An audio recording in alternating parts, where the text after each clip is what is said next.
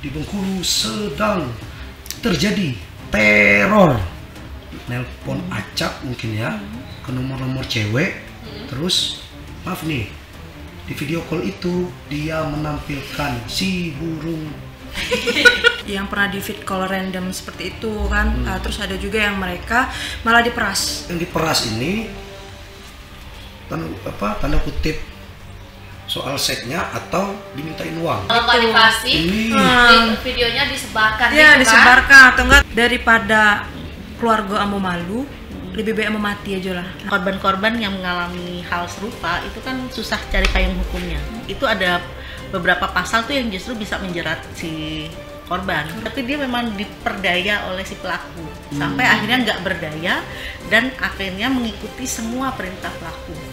Mau disuruh buka baju, jadi siapa yang punya power dan menggunakan power itu untuk menguasai orang lain itu bisa jadi pelaku.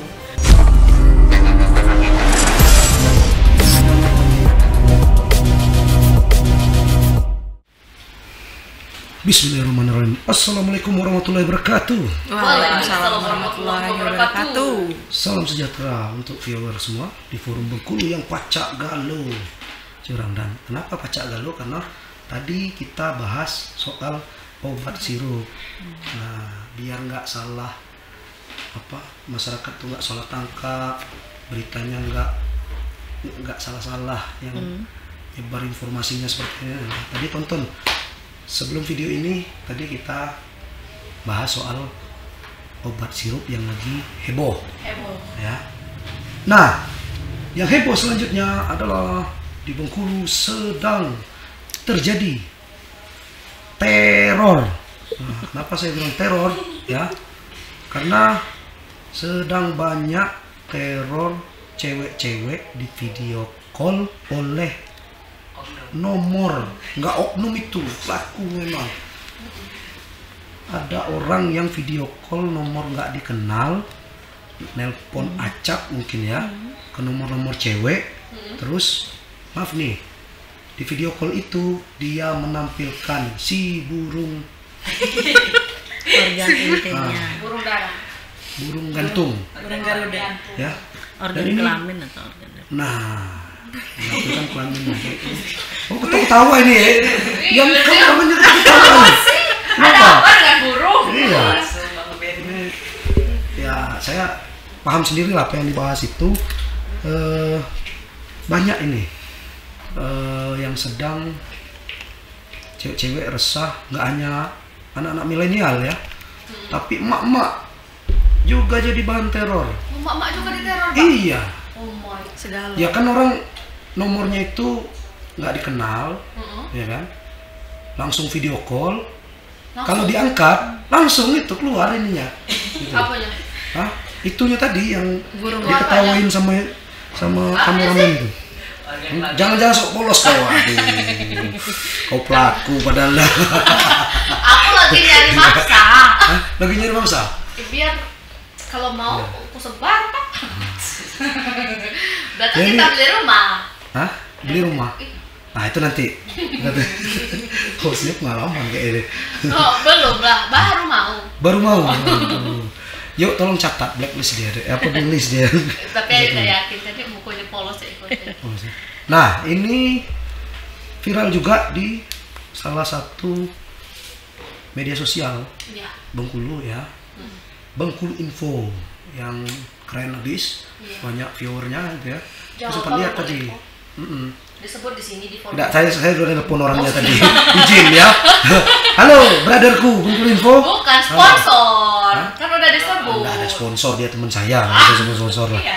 Jadi di sana sempat banyak dikomentarin warga apa ini. Tapi saya belum lihat komentarnya ya. Tapi banyak bahkan tadi itu yang kameramen punya teman cewek juga sempat jadi korban, gitu ya. Dan ini juga di sebelah kita ini anak milenial ya. Juga pernah. Hah? Enggak, Ada. kamu Belum Belum pernah. belum. Nanti saya kirim nomor kamu ke. Bentar, Bang Ben. Mau potong bentar boleh nggak? Ini teman ceweknya yang di video call sama orang. jangan-jangan kamu pakai nomor orang lain. Ya nggak sih, dari mana dapat nomornya? Kau bukan yang ini? Ya bukan lah bang. Ya ngaku. Daripada wajib panjang lebar kita kenalin dulu nih. Nah, pemerhati, aktivis untuk pelindungan perempuan dan anak. Nah, Ayu Kito Susi Handayani. Tepuk tangan dulu pokoknya. Karena dadaan aku WA, beliau langsung datang. Ini narasumber tercepat ya, kayak Supergirl.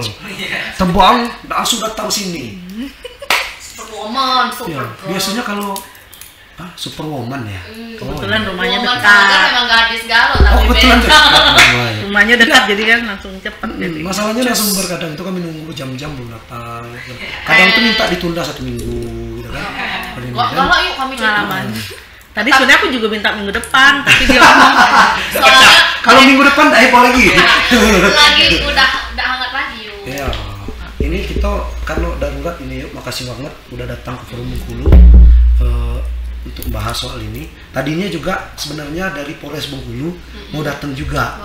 Mau datang, tapi mereka ya karena dadakan tadi kan, mereka sedang ada kegiatan di sana. Jadi ada titip pesan di kita tadi WA saya terkait masalah ini, ada himbauan dari mereka. Nah, sebelum ke Ayu Susi, yuk Ayu Pupa ya. iya Pak. Pupa Pusat Pendidikan dan Pemberdayaan untuk Perempuan dan Anak. Wih ayu, tolong bantu aku. Iya, ini kita datangin Ayu Susi ini kenapa? Karena nanti soal hukumnya, soal perkembangan fenomena seperti ini kita tanyakan itu. Nah, tapi sebelum itu ya, nah, kita tanya dulu pengalaman. Walaupun bukan kamu, teman-teman kamu itu kayak gimana ceritanya? Ada viral-viral yang kayak gitu tuh memang benar ya? Iya benar sih bang. Mereka mungkin lebih was-was kalau misalnya. Nggak, kamu siapa dulu? Nah saya Desi bang. Desi. Desi Perlipurara apa? Desi Pelipur Laras manis. Itu kan Desi menjerit, Oh, kamu iya. Desi mendesa gitu. Iya, iya cara Desi besar. Menurut saya itu level 2 bang. Boleh lah. Menjerit level 3 berarti. Perwakilan milenial ya. Oh level atas. Milenial ya. Iya, Nah, kayak gimana itu? Memang banyak kayak gitu. Banyak, malah ada kawan Desi itu bang. Yang pernah di feed call random seperti itu kan. Terus ada juga yang mereka malah diperas. Tapi itu konteksnya itu dia baru berkenalan dengan cowok nih, baru berkenalan, terbuai lah mungkin, terbuai akhirnya mengarah ke arah sana, VCS itu yang tentang seks itu. Nah setelah itu mungkin di screenshot lah sama pelaku nih, sama laki-laki ini. Nah itulah yang jadi bahan perasan mereka itu. Mau dikirim nggak, kalau mau dikirim nggak uangnya, kalau nggak mau dikirim ini bakal disebar luas Enggak, nih. jelas itu. Ini temennya sampai buka juga. Temen Iya. kamu yang cewek itu. Buka apa tuh? Iya, sama-sama VCS lah mereka tuh gitulah. Baru 1 minggu. Tidak tahu berapa minggunya, Itu dia mungkin udah baru-baru ketemu belum gitu sama tuh. orangnya itu. Iya udah pernah ketemu sekali. Udah itu mungkin dari komunikasi via WhatsApp aja, chat. Nah mungkin dirayu-rayu kan, namanya Bu Ayu kan bang, kan banyak Bu Ayu gini kan. Kamu nyindir saya.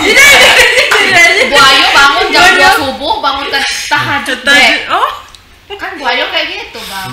Jam 2 subuhnya tahajud dek, padahal dia belum bangun. casingnya Belum ya, tidur. casingnya Oh, mungkin. itu pura-pura gaya sok-sok perhatian. Iya, Nah. sosok.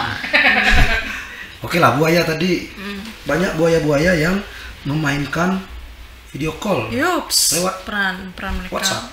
Kayak WhatsApp, Line mungkin, atau malah mereka dari Online masih ada sekarang. Masih dong, itu masih bisa dipakai. Apalagi sekarang tuh ada kalau Line tuh Liner B. Liner B itu mereka itu yang terdekat. Misalnya mereka kayak aplikasi dating itu, cuman mereka itu misalnya mereka di sini nih, ceweknya di sini, terus kenalan sama cowok-cowok yang terdekat, misalnya berapa kilometer itu, hampir sama kayak micet. Cuman ini dari Line, kayak gitu. Banyak juga teman-teman itu yang mereka tuh kenal cowok-cowok itu via aplikasi dating yang baru berapa kali komunikasi online, terus diajak itu kadang ada yang mau gitu loh bang. Terus dia jadi bahan untuk pemerasan gitu. Yang ceweknya mungkin tidak berdaya bang, tidak berdaya. Bentar dulu, ini yang diperas ini tanda kutip soal seksnya atau dimintain uang? Dimintain uang. Dikasih karena yang ceweknya udah takut duluan. Udah takut duluan, takut disebar itu. Kan malu bang. Ya kalau nggak Gitu. dikasih, Ini. videonya disebarkan. Iya gitu kan. disebarkan atau enggak tuh screenshotannya disebarkan. Enak nih kan jadi lanang pula nengoknya. Lah nengok, lah dapet duit. Lah menikmatinya. Iya. LSK ini. Laki-laki pekerja. LSK. Ya kita walaupun ini bahasanya serius, tapi bawa bercanda, tangkap yang baiknya ya. Tapi realitanya kayak gitu kan. Iya, realitanya seperti Udah itu. banyak teman kamu. Ada 1, 2, 3 orang lah yang seperti itu. Wah, banyak loh Bang, Banyak. 3 orang. Satu teman dia. Di Bengkulu, di Bengkulu. Iya, di Bengkulu, Mbak. Oh my god. Yang jadi korban itu gara-gara aplikasi dating. Sebenarnya kan kalau misalnya aplikasi itu digunakan secara baik mungkin ya udah jadi masalah kan, Bang. Cuman mungkin karena mereka mungkin ada yang terbuai atau cuman ada yang mereka itu yang terbuainya karena mereka dijor-joran duluan. Maksudnya tuh dikirimin duit duluan, terus dikasih hal-hal yang lebih gitu kan. Tapi ketika mereka yang ceweknya sudah terbuai, udah ngasih trust lah, kepercayaan ke cowoknya. Jadi mereka kasih aja, padahal sebenarnya cowoknya nanti akan minta lebih besar daripada yang mereka kasih pada di awal gitu. Pemerasan jatuhnya kan Mbak? Iya. Nah. Tapi dia tuh awalnya tuh dia sendiri yang ngasih. Iya, dia sendiri udah ngasih. Nanti balik modal jatuhnya kan. Mancing ikan besar lah kurang lebih. Iya, balik modal jadinya. Calok nih, ya nih budak. Dari duit. Ini rupanya bukan fenomena sembarangan. Itu ayo selama memperjuangkan perempuan yang kayak gini ini udah banyak. Kalau yang didampingi Pupa itu dari 2021 sampai 2022 untuk yang kasus-kasus yang tadi sempat diceritakan itu ada 4 kasus ya. Tapi itu kan baru Pupa aja. Tapi kalau misalnya kawan-kawan yang lain kayak Cahaya Perempuan juga mereka menangani juga, dan teman-teman Pextas juga ada juga yang menangani kasus serupa gitu. Jadi memang ini fenomenanya udah lumayan banyak ya. Dan yang masuk melapor juga banyak sebenarnya.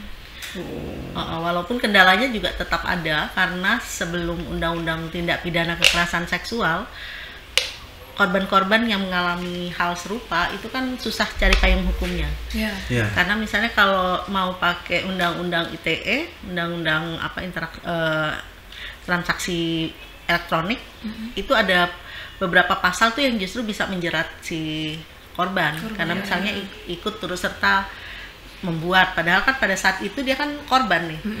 Tapi kalau konteks di undang-undang ITE kan dia jadi seolah-olah sebagai subjek, makanya dia bisa jadi pelaku juga kalau dia dilaporkan kemudian dijerat undang-undang ITE. Makanya misalnya banyak korban yang nggak berani lapor. Nah kalau di teman-teman aktivis itu kan kekerasan tersebut disebut dengan KBGO itu, kekerasan berbasis gender elektronik. Jadi kejadian kekerasan yang dimediasi oleh atau difasilitasi oleh media sosial atau internet. Nah bentuknya bisa macam-macam. Karena ini fenomena yang cukup baru ya, paling 2017 itu yang mulai fokus dipelajari itu.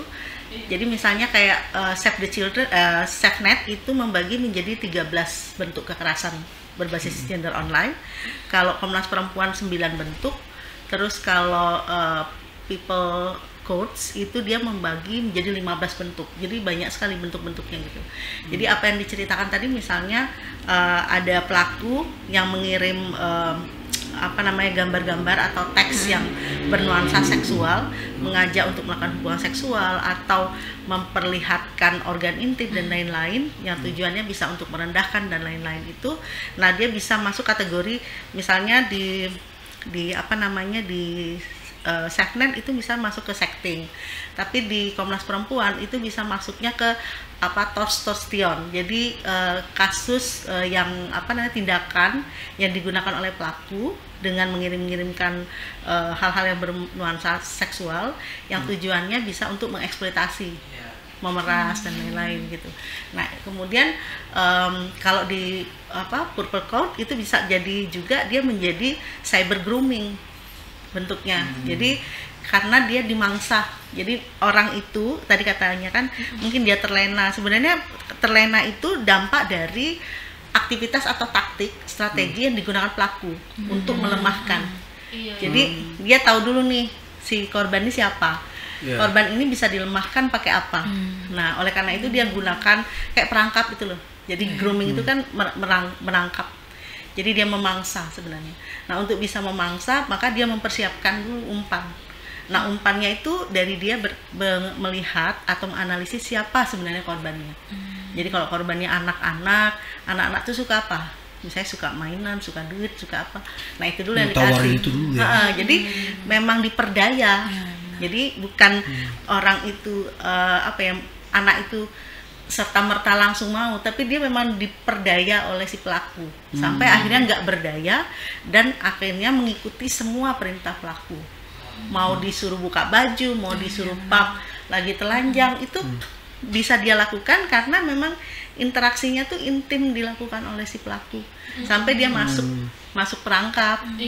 Jadi misalnya dianggap pacar, dianggap misalnya calon istri, dianggap kan.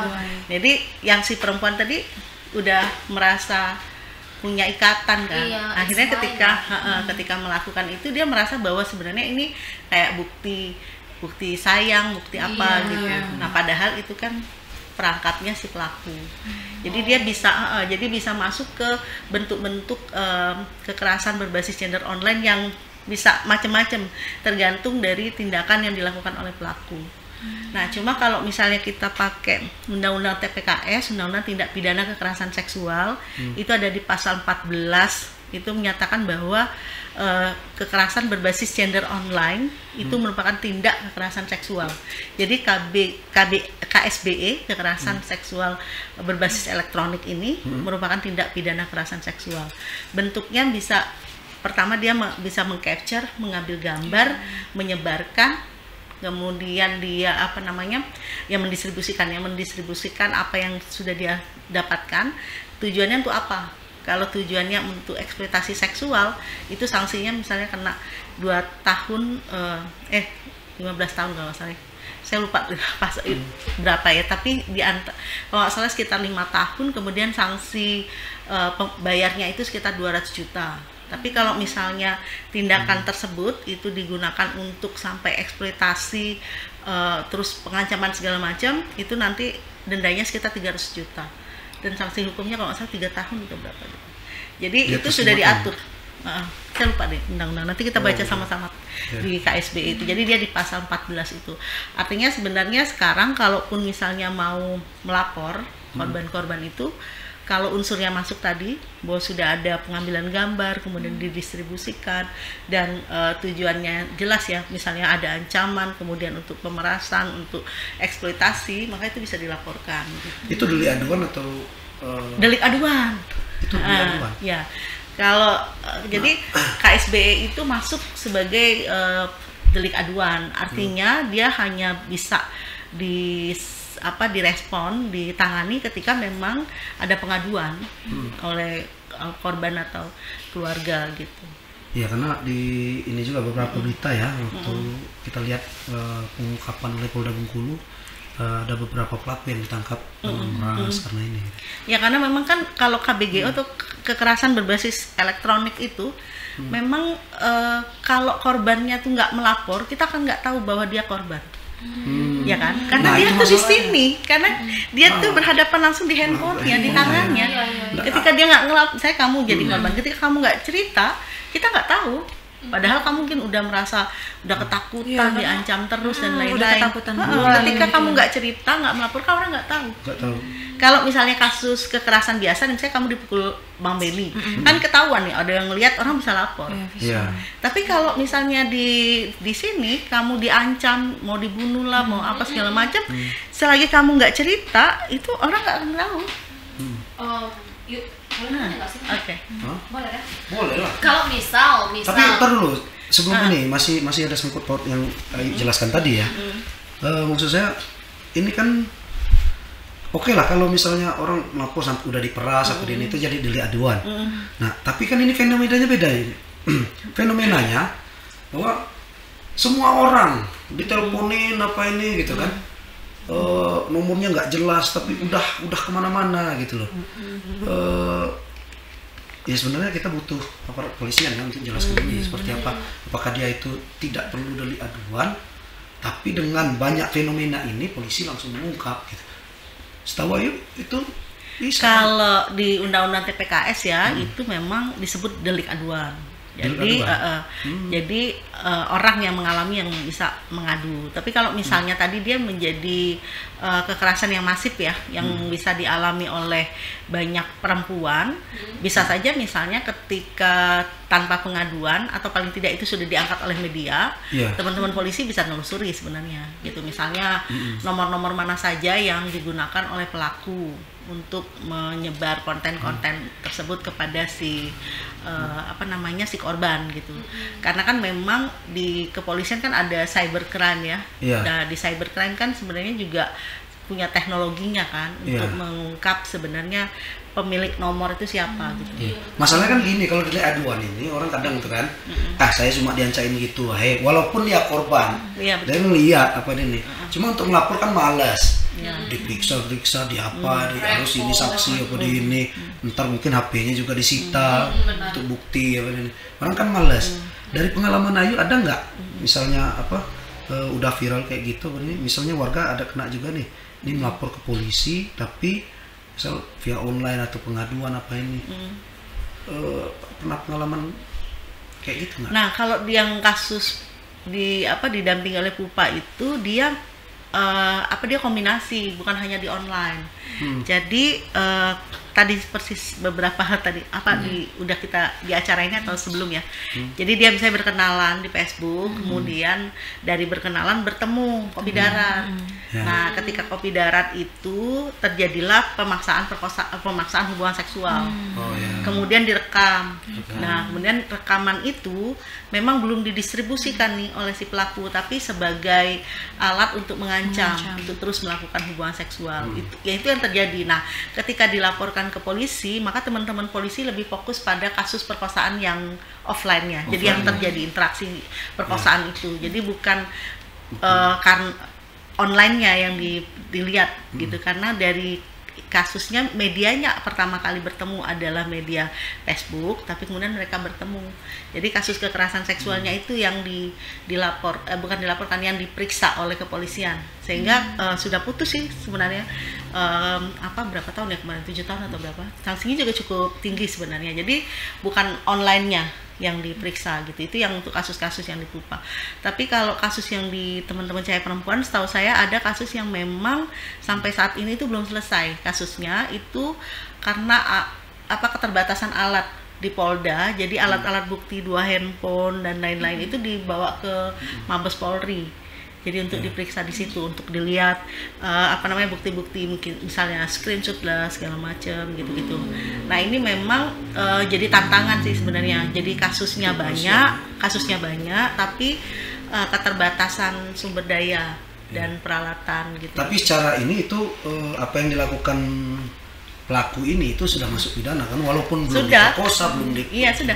Karena kan kalau masukkan ke Undang-Undang TPKS kan setiap orang yang membuat, menyebarkan itu kan masuk sebagai unsur tindak kekerasan seksual. Jadi dia masuk di KSB itu. Ini memang sebenarnya harus ada polisi di sini ya untuk jelaskan itu ya. Biar lebih jelas. Mau nanya apa tadi? Lupa. Aku ingat dong, tapi malu. Ngapain malu? Bukan. Nggak kan pakai baju kamu, ngapain malu? Iya takut lah. Yuk kalau misal nih ada tuh gitu tuh, bukan gitu ya. Misalkan ada individu yang punya pacar gitu, terus tuh video itu memang sama kayak Ayu tadi, tapi bukan pemerkosaan ya. Kalau pacaran mau sama mau dong. Tapi nggak sama. Saya suka pertanyaan itu. Tapi bisa jadi dalam kalau suka sama suka memang bukan kekerasan ya. Terus tuh gini yuk, masalah si cewek nih pacaran sama anggaplah contoh si cowok sama si cewek itu kan Bunda. Jadi pacaran terus apa sih namanya tuh Bang? PCS. Video call seks. Nah gitu kan yuk. Jadi si cewek ini nyimpan bukti-bukti tuh, misal terus tuh cowok tuh pengen ngindar tuh, udah mau lagi kan kayak cewek ini, apa mungkin karena ada faktor lain gitu. Nah terus si cewek ini jadikan alat untuk biar cowok ini tidak lari. Terus kan kalau Pupa ini untuk perempuan ya, iya kan? nasi laki-laki ini. Laki-laki ya. Sedangkan Laki-laki korban. Sama tuh Yunda. Laki-laki kan bisa lapor ke polisi. Oh, lapor ke polisi. Lapor polisi lah. Nggak ada kalau dia perlindungan laki-laki. enggak kan sebenarnya kan setiap orang itu yang berhadapan dengan hukum kan setara, sama di muka hukum. Iya. Mau laki-laki mau perempuan mau siapapun kan sebenarnya. Oh ya lain udah mencari itu kece dulu kayak lanang gitu. Cuma mungkin dari pertanyaannya itu sebenarnya menekankan bahwa yang menjadi pelaku itu bisa korban, bisa perempuan, bisa laki-laki sebenarnya gitu. Jadi siapa yang punya power dan menggunakan power itu untuk menguasai orang lain itu bisa jadi pelaku. Mau dia perempuan, mau dia laki-laki gitu. Cuma memang misalnya sekarang ini lebih banyak laki-laki kan yang menggunakan powernya untuk menguasai tubuh perempuan misalnya. Makanya lebih banyak organisasi yang bergerak untuk melindungi perempuan dan anak. Karena memang lebih banyak perempuan yang menjadi korban. Atau memang karena konstruksi masyarakat bahwa laki-laki itu dianggap kuat, dianggap macho dan lain-lain, maka kalau misalnya laki-laki itu mengalami hal-hal yang mengenakan, dia mau melapor ke mana, ke polisi dan lain-lain, itu dianggap kayak lemah gitu loh, bencong lah segala macam. Akhirnya laki-laki pun walaupun dia korban nggak berani lapor, karena konstruksi itu. Makanya yang melapor sebagai korban itu jarang. Karena mungkin belum melapor dia udah rasa malu sendiri sama teman-temannya gitu loh. Rasa malu sendiri, karena nanti malu dianggap juga sama aciannya kan. Iya, jadi karena memang masyarakat yang membentuk bahwa laki-laki itu harus kuat. Padahal laki-laki dan perempuan itu ya sama aja, manusia juga kan. Kadang dia juga merasa nggak kuat gitu loh, dan dia bisa jadi pada posisi korban. Tapi karena tadi masyarakat menganggap bahwa laki-laki itu kuat, dia bisa harusnya mengatasi itu. Maka ketika dia meminta bantuan pada orang lain, orang-orang akan ngolok-ngolok dia gitu loh. Iya, makanya tayu nian lah segala macam gitu-gitu. Nah itu jadi akhirnya ya di kepolisian pun kan jarang misalnya laki-laki walaupun sudah mau mati pun di rumah tangganya dia nggak akan berani ngomong. Karena sebelum ngomong pun dia udah merasa bahwa orang akan menghakimi mereka gitu. Nah itu yang bentuk ketidakadilan gender sebenarnya. Jadi ketidakadilan gender itu bisa pada laki-laki, bisa pada perempuan. Jadi kalau laki-laki mengalami kekerasan, ya lapor ke polisi lah. Itu solusi dari Ayu juga Ayu. Nah ini sebelum pertanyaan selanjutnya saya sampaikan, tadi kita sempat ya itu tadi kita undang dari Polres ya, kami komunikasi dengan Pak Kasat Reskrim Bang Malau. Malau. Tadi beliau titip ini balasan dari beliau. Jadi sejauh ini fenomena yang ada itu yang orang video call langsung melihatkan kelaminnya itu tadi, sampai saat ini belum ada laporan dari korban ke Polres Bengkulu.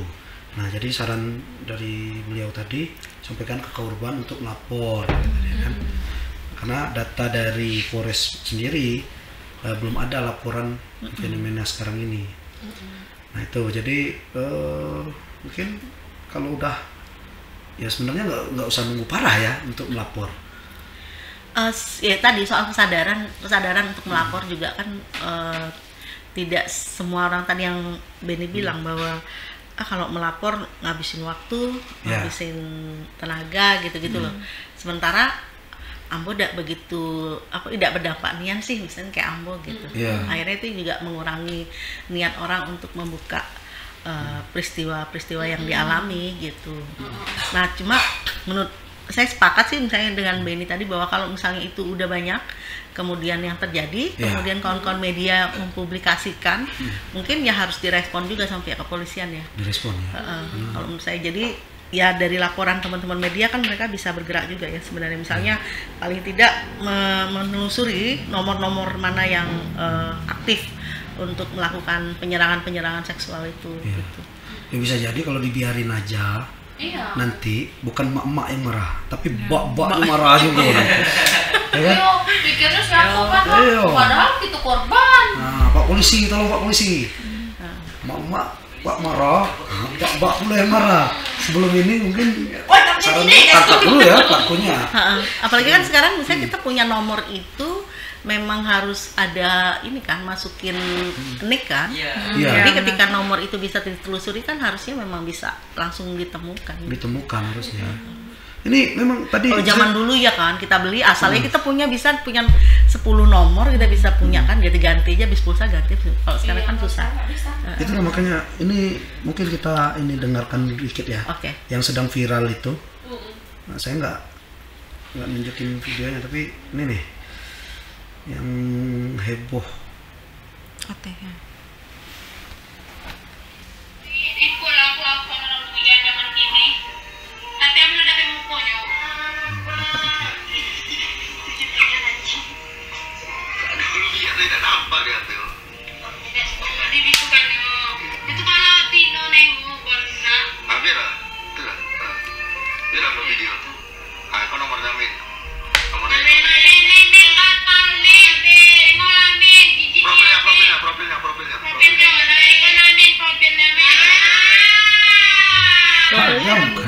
Profilnya ada. Ada pakai foto profil. Apalagi itu kan bisa dilakukan. Ya. Ini sampai komentar-komentarnya ya kita baca nih. Ada Indra, Instagramnya ya. Hati-hati sana, itu bisa jadi modus pemerasan. Kayak di screenshot, disebar seolah-olah kita video call Zoom. Ya. Ada dari Candy Inok. Ya nih kemarin ada yang VC terus tidak diangkat, laju dimasukkan ke dalam grup yang isinya di-share-nyo link video mesum. Kalau nomor gak dikenal VC jangan nian diangkat. Nah, ini ada Selta. Samunian Min, kami 2 hari yang lalu juga lanangku VC nampakkan burungnya agak ngeri yo zaman kini kok. Hahaha. Devi Collection News. Ambo Joko kenai kemarin Min. Mbak Devi. RB itu. Weh. Iya ya. Kalau gitu boleh. Aduh. Banyak rupanya korbannya. Oke, ya. Orang-orang sekitar itu ya. Ada saran ayo untuk masyarakat atau juga untuk penegak hukum apa ya? Ya kalau untuk masyarakat itu tadi misalnya kita harus buat keamanan digital dulu. Jadi misalnya bikin paling tidak dua step untuk pengamanan nomor-nomor WA atau apa segala macam gitu. Kemudian pengaturan di handphone juga harus dilihat. Jadi settingan misalnya pemblokiran untuk nomor-nomor yang tidak dikenal. Jadi kan dari kitanya sendiri kan harus smart juga ketika menggunakan media handphone dan media sosial lain. Jadi settingan-settingan sebenarnya setiap aplikasi itu ada settingannya untuk pengamanan. Cuma kadang kita kan nggak teliti untuk baca, kita langsung accept aja, setuju gitu. Padahal di situ tuh udah ada aturan-aturannya. Kalau misalnya ingin nomormu tidak dimasuki nomor lain, maka kamu harus centang hijau segala macam. Jadi aman dari hal-hal yang negatif gitu ya. Jadi di kitanya dulu memang harus bisa melakukan keamanan digital untuk handphone kita. Kemudian yang tadi ya jangan masuk ke situs-situs yang biasanya dia misalnya tuh situs-situs yang kayak film atau sering orang share film-film pendek itu biasanya itu juga akan sering masuk selain virus masuk itu juga biasanya tuh terancam juga kita untuk masuk situs-situs lain juga ke dalam handphone kita. Jadi kalau mau milih ya cari aplikasi yang aman, situs-situs yang aman gitu. Kemudian kalau untuk pemerintah sebenarnya kan ada Kominfo ya. Kominfo itu kan tugasnya kan juga sebenarnya untuk memberikan atau untuk mengawasi, untuk mengatur sebenarnya kan misalnya konten-konten yang bagus lah untuk masyarakat gitu. Kemudian juga Kominfo juga punya tugas sebenarnya kan ketika orang ingin pelaporan terkait misalnya tadi kasus-kasus itu sebenarnya di Kominfo kan juga harusnya ada pihak yang bisa menerima laporan dan merespon. Misalnya terkait pengaduan-pengaduan yang tadi, misalnya kayak fenomena-fenomena tadi harusnya itu juga bisa di Kominfo gitu. Nah cuma untuk konteks Bengkulu itu kami pernah ke Kominfo provinsi. Kalau Kominfo kota mereka punya 112 atau apa ya lupa saya. 121. 121 atau 112 saya lupa itu 112 112 ya. 112 itu kan kayak 911-nya di luar gitu loh. Jadi kalau misalnya ada hal apapun bisa urgent respon ke sana. Jadi kita nelpon ke sana mau kasus apapun. Dan kami pernah diskusi di situ, menurut mereka apapun termasuk misalnya kalau ada KDRT dipukulin segala macam itu bisa ke 112. Kalau menurut mereka ya. Jadi nanti di masih sekarang teman-teman masih. Jadi di 112 itu katanya nanti kan akan kemarin kan kami sempat dilihatin ya. Jadi ketika masuk laporan nanti dia akan terlihat misalnya kebutuhannya apa. Nanti kalau misalnya kebutuhannya keamanan atau kebutuhannya adalah untuk perlindungan si perempuan, maka dia akan kemana gitu. Nanti mereka akan rujukan gitu. Nah itu kan juga artinya pelaporan itu bisa cepat. Termasuk misalnya tadi yang korban-korban ini yang KBGO, sexting dan segala macam itu bisa juga lapor ke 112 sebenarnya. Ya kan kita belum coba ya karena ini kan sesuatu yang baru ya. Tapi maksud saya mungkin bisa dicoba gitu. Dan nah di Kominfo provinsi ternyata dia nggak punya dan dia nggak tahu. Jadi kalau misalnya saya pikir waktu itu 112 itu kota punya, dia ngeling ke provinsi. Nah ternyata tuh di provinsi nggak ada. Nah padahal mandatnya provinsi kan juga hampir sama sih sebenarnya gitu. Harusnya mereka juga punya sarana atau prasarana fasilitas yang bisa mendukung kalau ada pelaporan-pelaporan masyarakat gitu. Karena kan tidak semua misalnya orang ingin melapor ke polisi untuk tindak pidananya gitu. Seringkali kan orang hanya ingin melapor, ingin tahu yang kata dirimu tadi kan, siapa sih yang ganggu aku nih gitu. Nah itu kan bisa ditelusuri. Nah penelusuran itu kan bisa salah satunya kewenangannya kan di Kominfo. Nah itu yang mungkin kita bisa kalau kapan-kapan misalnya Bang Benny mau ngadirin podcastnya bisa tanyain kali Kominfo kota sama Kominfo provinsi bagaimana merespon fenomena kayak gini. Besok kita undang lagi kalau ini ya, termasuk ya terutama untuk polisian ya. Iya. Karena jadi ya itu tadi bukan saya ngancam apa kan, sebelum bak marah, nah mak yang marahin kau tolong direspon dulu sama Pak Polisi gitu loh. Apalagi kasus-kasus kayak gini kan pemersatu bangsa sekali ya, Zai. Pemersatu bangsa. Iyalah, ini menarik. Kalau menarik ini bang, sama kayak buka up. Boleh nanya dong bang? Boleh. Gini bu, ketika para korban itu mereka mungkin tidak berdaya pada saat pelaku melakukan pemerasan, ya kan? Ada nggak si korban ini mungkin mereka tidak punya keberanian untuk speak up. Nah selain dari pengaduan ke 112 tadi, kemana mereka harus mengadu? Karena mereka berpikir begini bu, ada beberapa stigma mereka ini, daripada keluarga ambo malu, lebih baik ambo mati aja lah. Nah itu stigma buruk mereka tuh kan, kalau misalnya lah mentoknya lah buntunya, nah mereka berpikir seperti itu gitu bu. Ya. Sebenarnya Pupa lagi ngembangkan namanya Melalapor. Jadi Melalapor tuh udah bisa orang melapor walaupun belum kami launching ya. Jadi Melalapor itu dia basisnya Android, jadi bisa di-download. Kemudian bisa melapor di situ. Jadi di Melalapor itu aplikasi Melalapor. Jadi dia bisa ngelapor di situ. Ini juga kami kembangkan ketika Pupa kan hampir 2 tahun ini memang fokus di KBGO, kekerasan berbasis gender online, tapi di sekolah. Jadi waktu di sekolah itu kita bersama anak-anak belajar bagaimana fenomena mereka selama ini kalau mengalami kekerasan.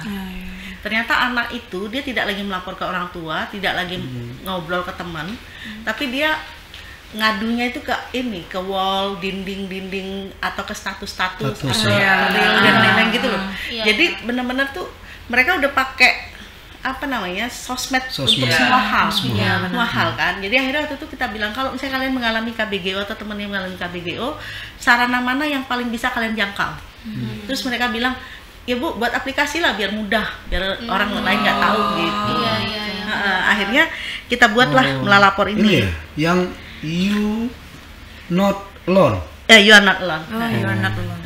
Jadi di Melalapor itu, jadi nanti bisa lapor di situ. Nah kita juga akan kerjasama dengan beberapa lembaga layanan. Jadi kalau misalnya layanannya itu tidak ada di Pupa, kita akan refer ke lembaga layanan lain gitu. Nah basisnya online kan. Jadi tadi yang kalau dia malu, dia takut, dia bisa lapor ke sini gitu. Dan di halaman pertamanya itu kan memang kita langsung bilang bahwa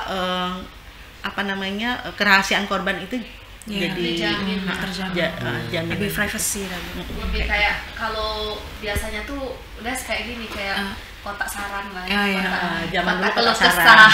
kalau zaman dulu kotak saran.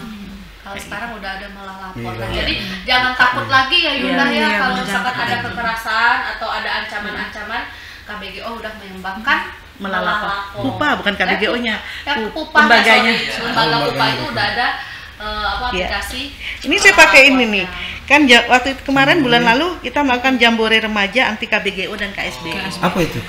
KBGO tadi kekerasan bergender online, KSBE-nya kekerasan seksual berbasis elektronik. Karena dia sebenarnya antara KBGO dan KSBE itu berbeda. Berbeda. Jadi kalau berbeda secara nomenklatur ya. Jadi kalau KSBE itu sudah diatur dalam Undang-Undang Tindak Pidana Kekerasan Seksual. Kalau KBGO dia belum diatur. Jadi dia kayak konsep atau teori gitu loh. Jadi makanya di KBGO itu jadi banyak tadi jenisnya. Kalau di KSBE itu dia tindakannya aja. Yang 3 tindakan tadi. Tapi kalau KBGO itu tadi bisa 9, bisa 12, bisa 15 pembagiannya gitu. Karena dia sebagai konsep yang berkembang sebenarnya. Lebih luas lah Yunda ya kalau yang KBGO-nya ya. Di aplikasinya itu ada sudah ada semua informasi. Apa sih KBGO? Apa aja bentuk-bentuk KBGO? Ya, betul. Karena sebenarnya kan kita juga ingin mengedukasi. Jadi ketika orang mendownload aplikasi itu, dia juga bisa melihat bahwa yang aku alami itu KBGO atau bukan ya, gitu loh. Jadi dia bisa baca dulu. Jadi di situ ada keterangan-keterangannya. Termasuk juga lembaga-lembaga layanan lain. Jadi dia bisa mengontak walaupun misalnya dia dekat nih misalnya dengan satu lembaga, dia bisa ke situ. Nah, lembaga itu ada di sana. Nama kontak person dan lembaga layanannya gitu. Nanti OTW saya download. Soalnya ada juga adek kan. Ini ya, diatur dalam Undang-Undang Nomor 12 Tahun 2022 tentang tindak pidana kekerasan seksual. Iya, itu baru. Dan itu kami perbarui. Jadi waktu itu sebelum undang-undang TPKS lahir kan kita belum masukin itu. Tapi undang-undang TPKS di bulan April sudah terbit, makanya kita perbarui informasinya. Jadi ini juga memberikan keamanan lah buat korban. Kalau dulu kan memang nggak ada payung hukumnya. Takut lah misalnya dia akan malah kena undang-undang ITE, undang-undang pornografi lah segala macam. Itu perempuan aja, kalau cowok boleh ngadu situ nggak? Sebenarnya kan itu tadi, kalau misalnya dia cowok, dia kan kita lihat dulu kebutuhannya apa, kan kita bisa refer. Di situ juga ada kan UPPA kan kepolisian. Oh gitu. Jadi bisa ke situ sih. Oke. Ada yang mau tanya lagi? Aku udah sih lebih. Soalnya yang tadi yang pertanyaan. Apa tuh? Kan sudah sama Ayu. Oh sudah. Yang mana? Udah pertanyaannya. Udah, yang aku tanya kalau misalkan diperas sama cewek. Iya, nah ini juga yang kalau ini kan yang sedang viral ini kan ancamannya banyak ke cewek-cewek yang milenial, emak-emak juga kena ini. Dan sebenarnya juga lagi kemarin ada banyak heboh, ada beberapa pejabat, pengusaha, orang berduit pada ini dikerjain cewek. Nah, ceweknya yang pintar. Yang ngajak VCS. Tapi cewek itu pintar loh. Kau jangan ngomongin siapa ceweknya tadi ini. Intinya ada. Itu yang tadi yang saya bilang, bahwa konteksnya itu pelaku itu bisa laki-laki, bisa perempuan. Jadi tergantung dia menggunakan kekuasaannya. Kekuasaan atau power itu tidak hanya uang, tidak hanya jabatan, tapi juga misalnya dia paham, dia tahu bahwa dirinya menarik, dirinya cantik, dan dia bisa gunakan itu untuk menguasai orang lain, maka dia bisa jadi pelaku. Kan. Kalau saya bilang itu nggak menarik amat itu. Kayaknya aku kan tergantung, itu kan relatif. Kayaknya aku sudah cukup tuh, udah cantik, menarik. Let's go Des. Jadi pelaku. Kamu jadi pelaku. Jadi pelaku. Tapi setelah tahu. Nah ini juga ya. Setelah tahu aku nggak berani lagi dong. Iya. Nggak boleh jahat. Karena memang ya mungkin ya entah banyak faktor ya. Mungkin karena. Tapi itu suara air dari tadi, tolong matiin deh, gangguin pasti suara airnya. Nah terus maksud saya gini, mungkin karena susah kerjaan sekarang, apalagi COVID kemarin gitu kan, banyak PHK pada ini jadi kadang pekerjaan. Nah, fenomena ini sempat dilirik atau di ini untuk mencegahnya atau gimana? Kan sebenarnya itu kalau kita kan lebih fokus ke ini ya, kekerasan seksual atau ketidakadilan gender itu.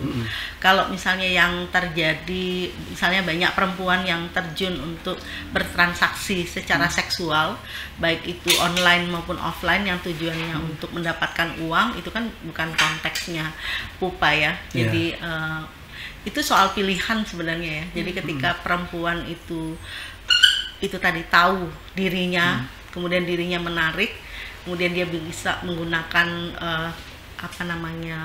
powernya tadi untuk menguasai orang lain, kemudian dari penguasaan itu dia mendapatkan imbalan tertentu, maka itu kan transaksi sebenarnya.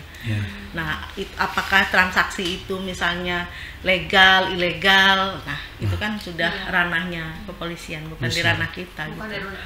Tapi menurut Ayu itu melanggar di mana? Di sisi mana? Sisi hukumnya. Sisi hukum. Kalau dia melanggar apanya dulu? Enggak, kalau yang seperti itu melanggar hukum enggak? Kalau melanggar hukum kan sebenarnya ketika pelacuran atau transaksi seksual itu belum diatur dalam undang-undang, berarti dia kan nggak melanggar. Nggak melanggar ya? Iya, kan nggak melanggar. Dia transaksi. Jadi kalau soal surga, neraka, dosa dan bukan itu kan bukan urusan kita gitu ya. Kan kayak misal ada transaksi. Kecuali dia anak.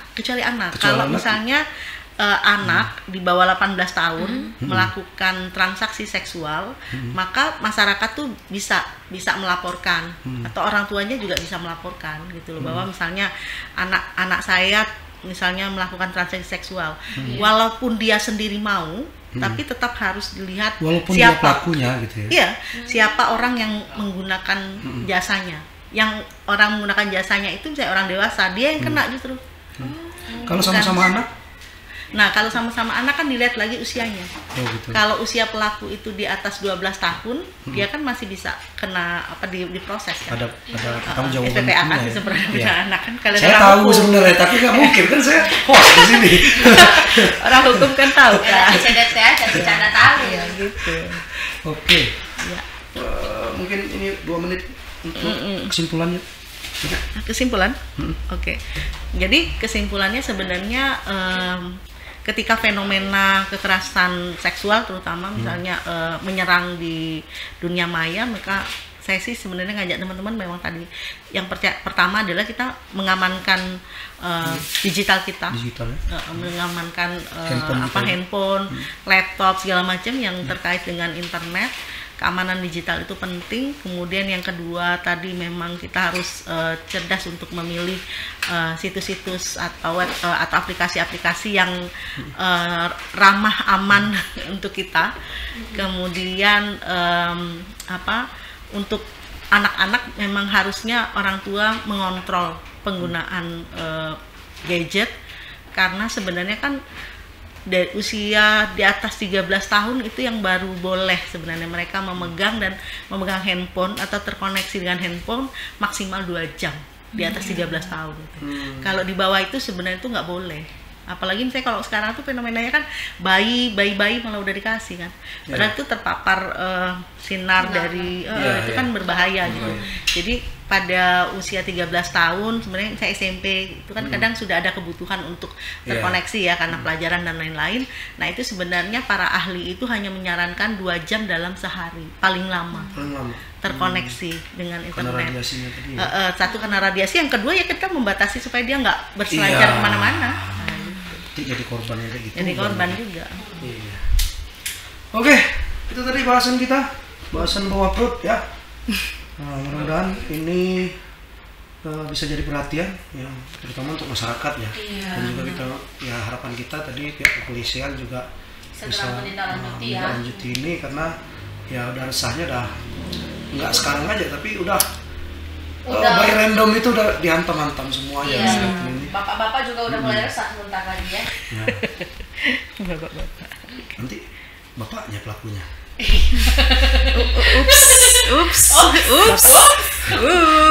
Sensor. Itu nanti kita bahas lagi viral-viral lainnya ya. Tetap di channel ini. mudah-mudahan ada tindak lanjut dari bisa kita ngundang Kominfo ya, sama polisian tadi Pak Darno juga kita Pak Darno karena Humas ya, Humas Polda. Sebenarnya beliau pengen sekalian bahas itu tadi sirup kan sama yang ini juga masalah hukum semua kan. Mudah-mudahan ada kesempatan untuk kita untuk undang Pak Darno juga dari Kominfo juga untuk bisa mengatasi masalah ini. Di sini ya. Karena PR-nya dari gubernur kan pengennya Forum Bengkulu bisa menyelesaikan masalah-masalah di Pacak petisi Galo kan itu. Makanya kami dikasih tagline Pacak Galo. Jadi Forum Bengkulu Pacak Galo. Wassalamualaikum warahmatullahi wabarakatuh.